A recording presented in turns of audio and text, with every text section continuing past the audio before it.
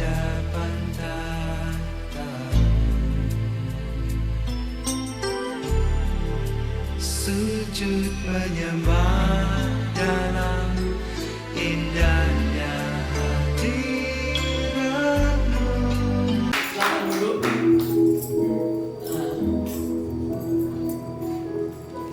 Yang menjadi tema kita pada sepanjang bulan ini adalah maju dengan kekuatan kuasa Tuhan.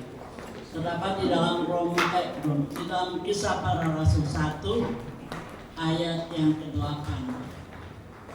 Dan saudara yang dikasihi oleh Tuhan, dalam minggu-minggu ini sesudah kami mengikuti ibadah pencurahan Roh Kudus selama 10 hari, dan Tuhan memberikan kepada saya satu tema yaitu api Roh Kudus. Tadi kita sudah memuji Tuhan dengan luar biasa ya. Api kemuliaan Tuhan memenuhi tempat ini. Api kemuliaan Tuhan memenuhi tempat ini. Semua katakan, api kemuliaan Tuhan memenuhi tempat ini. Bukan hanya kita sekedar menyanyi, tetapi kita akan merasakan api Tuhan itu akan turun di tengah kami, membakar kehidupan kami. Amin. Saudara yang dikasihi oleh Tuhan, di dalam firman Tuhan kita membaca di dalam Kisah Rasul pasal 2 ayat 1 sampai 4. Di situ kita membaca firman Tuhan bahwa itu hari Pentakosta. Ya. Kita mungkin sudah dengar dan sudah jelas tentang Pentakosta itu apa. Dan di dalam hari Pentakosta itu, ya, kita akan bacakan bersama-sama ya. 1, 2, 3. Ketika tiba hari Pentakosta, semua orang percaya berkumpul di satu tempat. Tiba-tiba turunlah dari langit suatu bunyi seperti tiupan angin keras yang memenuhi seluruh rumah di mana mereka duduk. Dan tampaklah kepada mereka lidah-lidah seperti nyala api yang bertebaran dan hingga pada mereka masing-masing. Maka penuhlah mereka dengan Roh Kudus, lalu mereka mulai berkata-kata dalam bahasa-bahasa lain seperti yang diberikan oleh Roh itu kepada mereka untuk mengatakannya. Di situ kita lihat ada satu fenomena, ada satu situasi di mana ketika Roh Kudus itu akan turun, ada seperti apa? Bunyi angin yang keras dan lidah-lidah api. Nah, ini hari Pentakosta ini adalah permulaan gereja. Gereja dimulai pada hari Pentakosta. Ini satu hari yang besar di dalam kalendernya Tuhan buat umat manusia. Benar nggak? Ya. Karena hari itu Tuhan mencurahkan Roh-Nya kepada manusia. Dia sudah menjanjikan Roh itu dan Tuhan genapi pada hari Pentakosta. Saudara yang dikasihi oleh Tuhan, kita melihat juga di dalam Perjanjian Lama pada waktu Tuhan itu memberikan Taurat, pada waktu Tuhan memberikan hukum, ke-10 hukum itu. Dan apa yang terjadi pada waktu Tuhan memberikan 10 hukum itu? Di dalam firman Tuhan, kita akan melihat di dalam Keluaran ya. Di dalam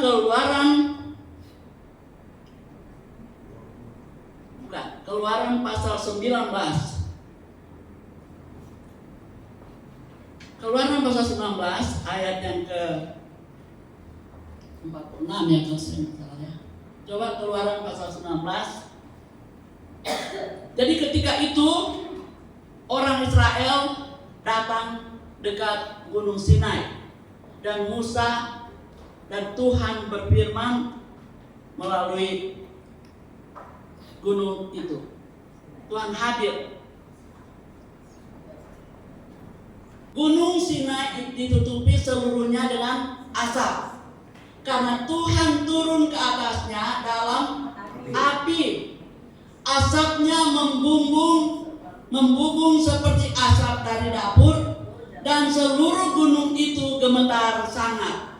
Nah, itu permulaan Tuhan menurunkan hukum Taurat kepada bangsa Israel. Itu terjadi sama ya. Ada terjadi apa? Ada asap, ada angin, kemudian di situ ada apa? Ada api yang turun. Dan di sini kita lihat bahwa api itu sangat-sangat penting di dalam perjanjian yang lama. Pada waktu orang Israel mereka keluar dari tanah Mesir, siang hari mereka dipimpin oleh tiang awan, dan pada malam hari dipimpin oleh tiang api. Aduh, coba kita bayangkan bagaimana itu tiang api yang besar tinggi yang memimpin orang-orang Israel. Dan ketika malam hari, ketika mereka tidak berjalan, maka tiang api itu akan berada di atas apa? Kemah sembahyang, bait Allahnya orang Israel pada waktu itu. Dan orang Israel itu mereka akan berjalan kalau tiang api itu berjalan. Kalau tiang api itu naik dan berjalan, mereka ikut di mana tiang awan pada siang hari dan tiang api pada malam hari, di mana akan memimpin mereka. Jadi sangat penting api. Nah, kita tahu bahwa di dalam hidup kita sehari-hari kita sangat membutuhkan api. Benar apa enggak? Benar kan? Karena kalau kita tidak ada api untuk memasak, sampai kapanpun yang kita masak tidak akan matang. Air yang kita masak tidak matang, makanan yang kita masak tidak matang, walaupun bumbu-bumbu itu sudah enak dan harus itu, tapi kalau tidak ada api, kapan memasak? Sangat-sangat penting api itu. Dan api itu pada firman Tuhan kita lihat, ketika orang Israel itu, api itu menghangatkan mereka pada malam hari. Jadi api itu berfungsi juga untuk menghangatkan mereka. Karena kita tahu bahwa di padang pasir itu betapa dinginnya pada malam hari, bisa ada di bawah 0 derajat ya. Dan pada malam hari itu begitu panasnya. Tetapi kita lihat bahwa Tuhan memberikan mereka api untuk memberikan kehangatan kepada mereka dan memberikan terang. Ya, memberikan terang. Pada siang hari tiang api itu menjadi tiang awan itu untuk melindungi mereka supaya mereka tidak ditimpa dengan panas terik yang begitu luar biasa. Panas sekali di padang pasir karena tidak ada pohon-pohon, yang kelihatan hanya pasir. Ya. Nah, saudara dikasih oleh Tuhan, sangat-sangat penting itu api bagi kita. Dan saudara, api itu juga akan terang ya, ada terang. Dan terang itu dari mana? Kalau kita sehari-hari ini terang itu dari mana? Matahari. Ya, itu terang matahari. Kalau malam? Lampu bintang. Ya. Kalau malam memang ada bulan, tapi tiap hari tidak ada bulan. Hampir tiap hari kan ada bulan. Tidak salah ada bulan. Cuma beberapa hari yang lalu kami melihat, baru sekarang kami melihat bulan di Jakarta. Beda dengan di daerah. Kalau di daerah kita melihat bulan terang, bagus sekali karena jernih sekali itu itu udaranya jernih ya. Kita bisa lihat ini 3 hari yang lalu kami melihat ada bulan.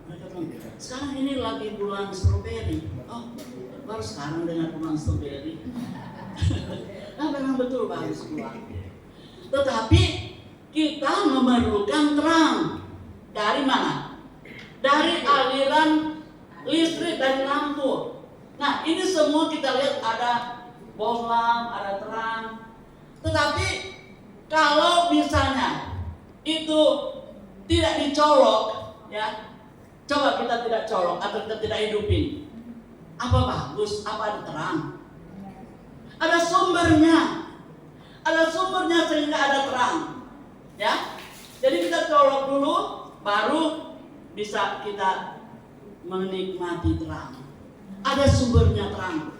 Dan sumbernya terang itu dari, kalau malam itu kalau kita pakai listrik, itu dari sumber ada dari tenaga air, ada dari tenaga surya, ada dari tenaga batu bara, ada dari apa lagi? Ya, tenaga uap. Nah, seperti yang sudah banyak kali Pak Gembala sampaikan bahwa ketika kami tinggal di daerah Tonsel Lama itu ada pembangkit tenaga listrik, tenaga air. Tenaga air, jadi itu air itu akan dia mengalir seperti apa ya? Seperti cepat sekali air terjun itu, dia akan mengalir, kemudian dia akan memutar turbin. Generator itu yang akan bergerak memutar sehingga bisa mensuplai listrik ke seluruh Minahasa. Ada sumbernya tenaga, ya, ada tenaga. Nah, saudara dikasih oleh Tuhan, itu dari tenaga listrik. Kemudian tenaga membakar. Kita tahu bahwa walaupun kita punya mobil, wah, mobil mahal, Ferrari kayak apa kayak ya, atau kita punya mobil yang MM-an, yang ratusan M misalnya, ada kali mobil yang seperti itu. Tetapi kalau tidak ada bahan bakar, apa tuh mobil mau jalan? Hah? Jalan nggak mobilnya? Biar kita sudah beli dengan MM-an, tapi kalau tidak ada bahan bakar, tidak akan jalan. Jadi harus ada energi, ya, ada bahan bakar. Kita tahu juga di sana itu pesawat, wah, pesawat juga kan perlu bahan bakar. Aftur, kalau tidak ada bahan bakar, biar dia pesawat bagus, sudah mewah sekali, sampai sama misalnya pesawat presiden, tetapi kalau tidak ada bahan bakar, dia tidak akan terbang. Dia tidak akan naik, ya. Nah, saudara yang dikasih oleh Tuhan, kita semua sebagai anak-anak Tuhan, kita memerlukan api Roh Kudus itu di dalam kehidupan kita. Ya, mengapa saya katakan kita memerlukan api Roh Kudus? Karena tanpa api Roh Kudus, kita akan menjadi orang yang dingin. Orang yang dingin. Karena firman Tuhan katakan di dalam Wahyu, dikatakan bahwa kamu ini orang-orang jemaat yang ada di Laodikia, aku tahu semua pekerjaanmu. Kamu tidak panas, tidak dingin. Aku mau supaya kamu panas atau dingin. Nah, apa yang membuat mereka harus menjadi panas? Kalau mereka menjadi panas dengan apa? Ya, dengan api Roh Kudus, ya. Api Roh Kudus yang akan membuat mereka semangat.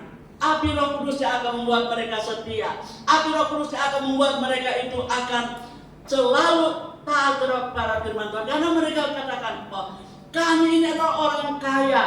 Tetapi Tuhan katakan, oh, kamu ini adalah orang yang malang, orang miskin dan telanjang. Itu kata firman Tuhan.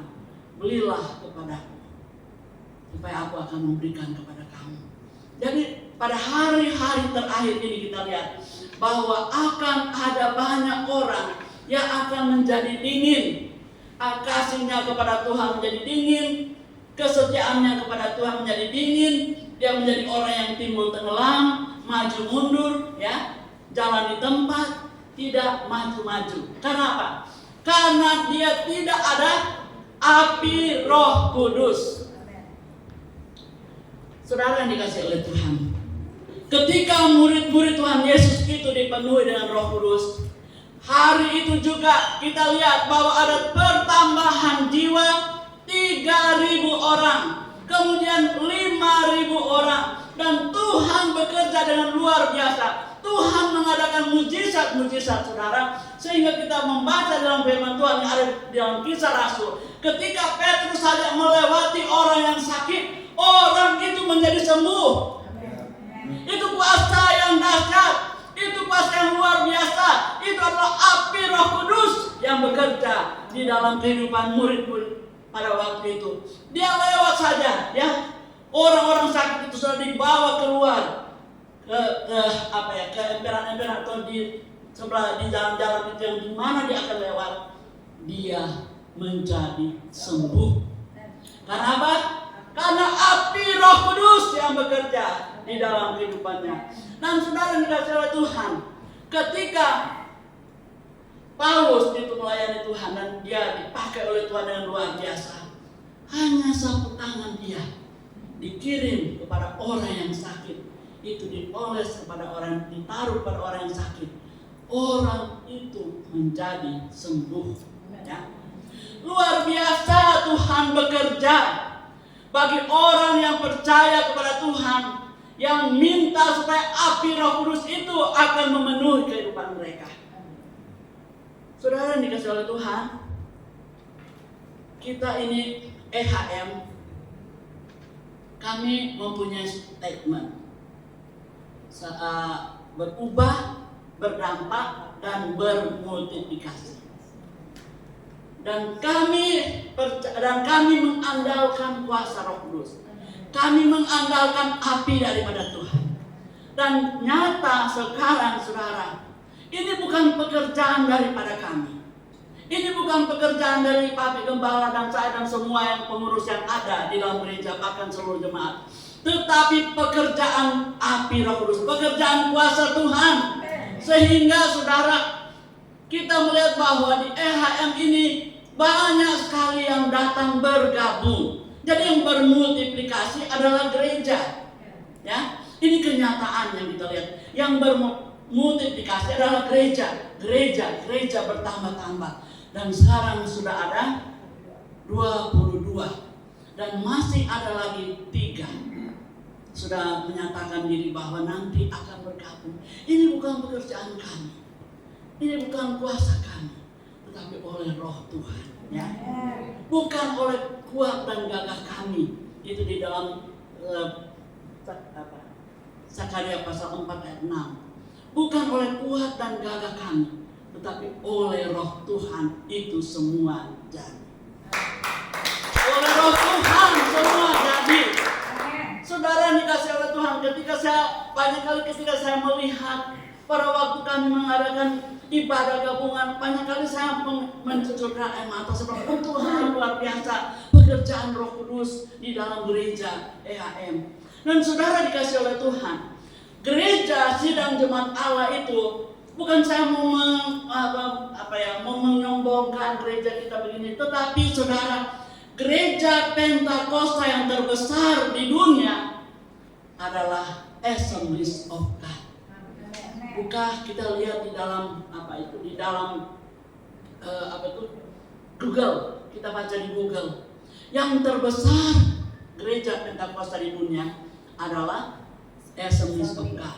Ada di 100 berapa negara ya? Waktu lalu saya tahu ada di 148 negara.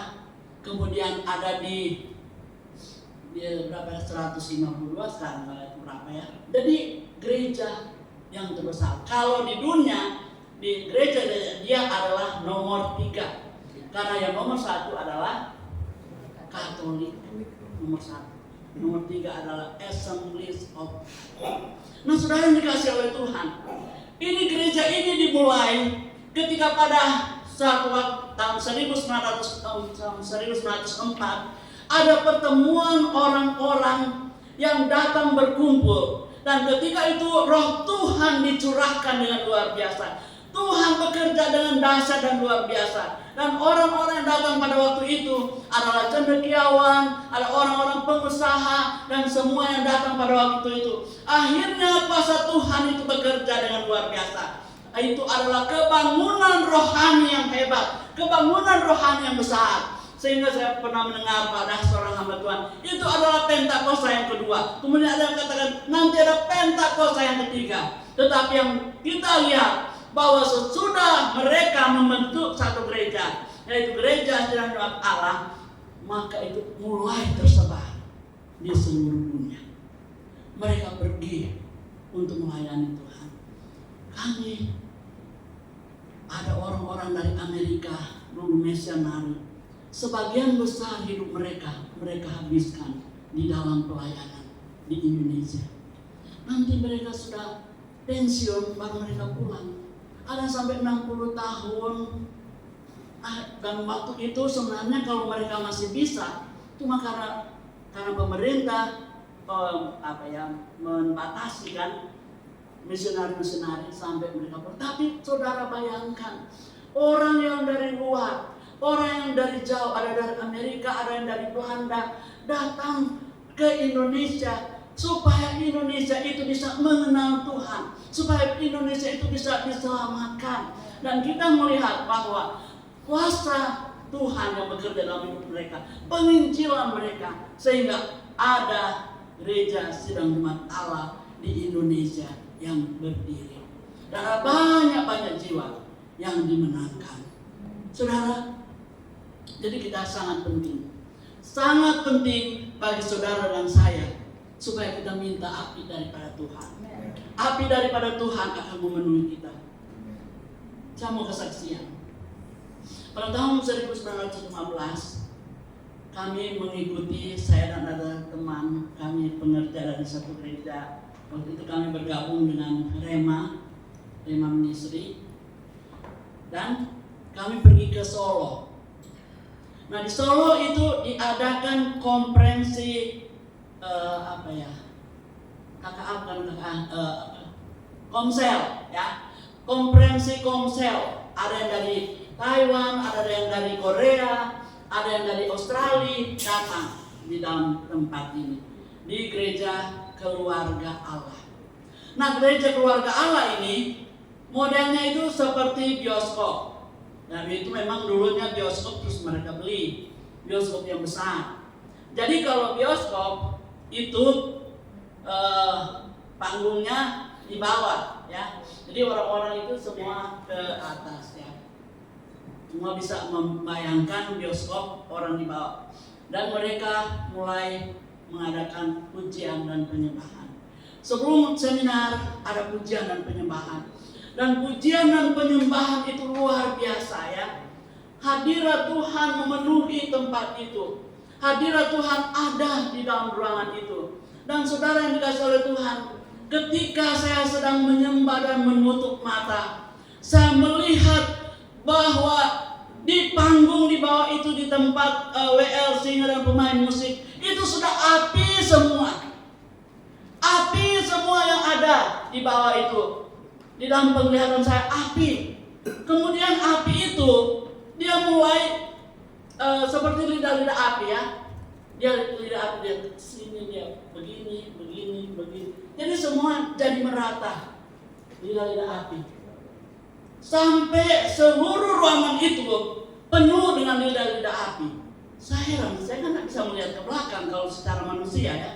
Mana saya mau bisa lihat? Tapi saya bisa lihat dalam penglihatan sampai di belakang itu api itu merata dan rapi sekali, teratur sekali itu api itu. Dia jalan begini. Di bawah itu sudah menyala. Kemudian saya bilang, apa ini Tuhan? Saya buka mata, saya biasa-biasa itu nggak ada api. Kemudian saya tutup mata lagi. Ketika saya tutup mata, saya melihat awan, asap, wah yang begini berputar-putar, semua itu penuh dengan asap. Dan itu kemuliaan Tuhan turun di dalam ibadah itu, di dalam persekutuan itu, di dalam konferensi itu. Dan saudara yang dikasih oleh Tuhan, ini gereja ini, ketika saya melihat di dalam Google, mereka juga termasuk gereja yang besar. Mereka mempunyai jemaat 2.000 orang, satu gereja lokal. Karena apa? Karena ada kuasa Tuhan turun. Ada kuasa Tuhan yang bekerja di dalam kehidupan mereka. Dan saudara dikasih oleh Tuhan, gereja yang terbesar juga di Korea itu, gerejanya yang 1 juta lebih, gereja lokal adalah gereja GSDA. Cuma namanya di sana beda. Karena apa? Karena Yongnicho itu, Paul Yongnicho itu pernah menjadi pemimpin daripada organisasi gereja kita sedunia. Dia pernah menjadi menjabat seperti itu. Dan saudara dikasih oleh Tuhan, kita lihat bahwa kita juga sangat membutuhkan api daripada Tuhan. Hanya api daripada Tuhan itu akan membakar semangat kita. Hanya api daripada Tuhan itu yang akan bekerja di dalam kehidupan kita. Karena saya katakan bahwa kita manusia ini terbatas, tetapi kita membutuhkan kuasa yang tidak terbatas, yaitu kuasa Tuhan, kuasa Roh Kudus. Kita minta supaya kuasa Roh Kudus itu akan bekerja di dalam kehidupan kita. Tuhan katakan kepada murid-muridnya, jangan kamu tinggalkan Yerusalem. Karena apa? Karena dia akan mencurahkan kuasa dari tempat yang maha tinggi. Kalau mereka tidak ada kuasa daripada tempat yang maha tinggi, kita tahu bahwa mereka tidak bisa berbuat apa-apa. Saudara dan saya, kita tidak ada arti apa-apa tanpa kuasa daripada Tuhan. Itu akan bekerja di dalam kehidupan kita. Sama yang saya katakan tadi, bahwa kalau masakan itu tidak ditaruh api, tidak pernah akan masak. Kalau air itu tidak ditaruh api, tidak akan mendidih. Ya, kita menyanyi, mendidih di hati. Hanya Roh Kudus yang akan membuat kita mendidih. Hanya Roh Kudus yang akan membuat kita berapi-api. Kita berapi-api untuk melayani Tuhan. Biarlah rohmu menyala-nyala. Nah, roh kita yang menyala-nyala itu apa yang menyalakan roh kita? Hanya Roh Kudus yang akan memberikan kita bernyala-nyala untuk melayani Tuhan. Ya, kita membutuhkan Roh Kudus. Kita membutuhkan api daripada Tuhan. Selain daripada api itu yang akan memurnikan, ya, ada juga fungsi daripada api, memurnikan iman kita. Kita diuji dengan api. Firman Tuhan katakan supaya apa? Supaya iman kita itu akan timbul seperti emas, mengeluarkan semua yang tidak benar, yang tidak baik, yang tidak bagus, ya, yang tidak sesuai, yang tidak akan memancarkan kemuliaan Tuhan. Itu melalui api. Api itu akan memproses kehidupan kita sehingga kita akan muncul seperti emas. Ya, Ayub kan kita lihat betapa luar biasa Tuhan memproses dia. Tetapi dia muncul sebagai emas, ya. Tuhan menguji dia, tapi Tuhan, kita lihat bahwa ketika dia muncul, dia melewati semua proses di dalam kehidupannya yang luar biasa. Kita di sini pernah akan merasakan seperti apa yang telah Ayub rasakan, kehilangan segala-galanya. Bahkan dia kehilangan istrinya. Maksudnya istrinya bilang, kamu menyangkal aja Tuhan supaya kamu mati. Jadi sama aja dia kehilangan istrinya, yang tidak mendukung dia, yang tidak mendorong dia, ya, yang tidak mensupport dia. Tetapi saudara dikasih oleh Tuhan, Ayub yang diuji oleh Tuhan, kita lihat bahwa dia tetap kuat dan dia muncul seperti apa? Emas yang murni. Emas yang murni itu, saudara dan saya, iman kita itu akan diuji, ya, melalui api. Ujian, cobaan, pergumulan, tantangan yang datang dalam kehidupan kita. Jangan kita menjadi orang mundur, tetapi kita akan menjadi tetap orang yang maju dengan apa? Dengan kuasa daripada Tuhan. Saudara, kita lihat bahwa Tuhan itu adalah api yang menghanguskan. Amin. Karena api itu juga akan menghukum kalau tidak sesuai dengan maksud Tuhan dan kehendak Tuhan. Sama dengan anak-anak daripada Harun, Nathan, Abihu dan Abihu dan apa? Ada anaknya dua, kemudian mereka membawa api yang tidak berkenan. Akhirnya api itu yang ada api dari surga yang membakar. Di dalam perjalanan orang Israel, ketika mereka membangkang, ketika memberontak kepada Tuhan, ada api dari Tuhan membakar. Satu kali bakar orang itu 250 orang mati. Jadi api itu juga dapat menghukum orang-orang yang tidak berkenan kepada Tuhan, orang-orang yang membangkang, orang-orang yang memberontak kepada Tuhan, orang-orang yang tidak sesuai dengan apa yang Tuhan mau. Tetapi kita bersyukur karena kita memiliki api Roh Kudus yang akan datang kepada kita dan akan memberikan kita semangat yang akan memberikan kita, membuat kita berapi-api, yang akan membuat kita akan setia kepada Tuhan, mengasihi Tuhan. Bukan kita hari minggu ini kita ada, nanti minggu depan kita tidak ada, datang lagi di gereja, minggu ini kita datang lagi, minggu berikutnya lagi tidak. Tetapi kita akan tetap setia, maju terus, karena apa? Karena ada api Roh Kudus. Api Roh Kudus. Siapa yang mau rindu api Roh Kudus itu tercurah. Kita minta supaya api Roh Kudus itu akan tercurah di tempat ini. Saudara dikasih oleh Tuhan. Tadi pagi pada waktu saya membuka di dalam aparatur dan DPD, saya sudah kirim kepada Ibu Lili ini video. Percayalah, api Roh Kudus terjadi setiap tahun di Yerusalem sehari sebelum Paskah. Suatu peristiwa luar biasa terjadi setiap tahun di jantung Yerusalem, di tempat yang diyakini sebagai makam Yesus Kristus. Api muncul tanpa korek, tanpa alat manusia, tanpa rekayasa. Dikenal sebagai api suci, holy fire, dan api yang dikatakan berasal langsung dari surga. Fenomena ini mengagetkan banyak orang dan mereka ingin menyaksikan sendiri untuk membuktikan apakah hal ini benar-benar mukjizat atau sekadar trik. Setelah peringatan Jumat Agung dan sebelum Minggu Paskah yang menandai peringatan kebangkitan Yesus Kristus, mukjizat ini terjadi setiap tahun hanya muncul pada malam sebelum Paskah. Menurut tradisi Kristen Ortodoks, Patriark Yerusalem akan memasuki Edikula, yakni kakak kecil yang menaungi makam Yesus. Ia membawa obor yang belum menyala, sendirian, tanpa pemantik, tanpa api, hanya dengan doa dan iman. Dan di dalam keheningan yang sakral, api itu menyala secara ajaib tanpa bantuan alat apapun. Begitu Patriark keluar, api itu disebarkan kepada ribuan peziarah yang menanti di luar.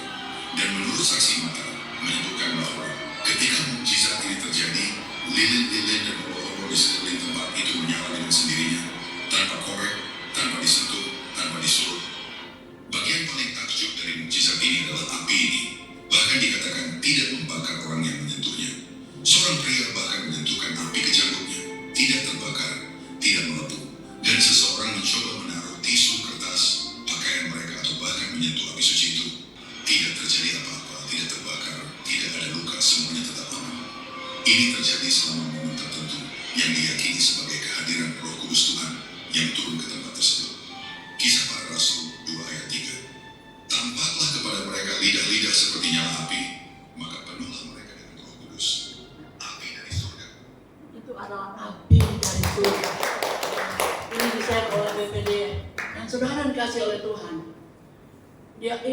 Orang ini membawa lilin, kemudian masuk ke dalam ruangan itu. Tidak membawa pemantik, tetapi api itu tiba-tiba menyala lilinnya. Kemudian menyala juga semua lilin-lilin orang yang ada, yang di dekat sana itu. Dan saudara dikasih, api itu tidak membakar. Mereka sudah taruh dekat janggut, tetapi tidak membakar. Karena apa? Karena itu api daripada Tuhan, api Roh Kudus yang akan membakar semangat. Itu dikatakan bahwa setiap tahun sebelum Paskah akan terjadi mukjizat itu. Jadi kita sangat penting untuk selalu kita minta supaya api Roh Kudus itu akan memenuhi kehidupan kita.